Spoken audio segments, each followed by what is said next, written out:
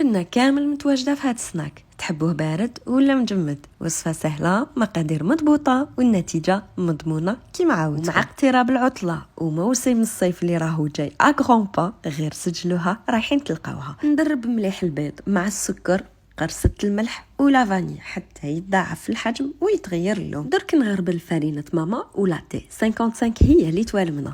نزيد له كاكاو، الخميره، ونخلط غير بالسياسه. في الاخير راح نزيد لها الزيت ونطيب مده 7 دقائق على 175 درجه. راح نوجد لا كريم اللي راح نحط في الوسط، وفيها كريمه الخفق، لو ماسكاربون، والحليب المركز المحلى.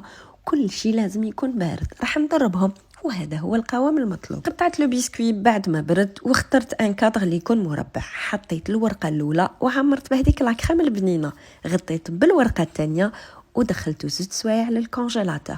راح نقطع دي باغ وغطست كل وحده في الشوكولا. اخترت شوكولا نوار اللي درت لها اللوز، ودرت شوكولا بلون وحطيت له البيستاش.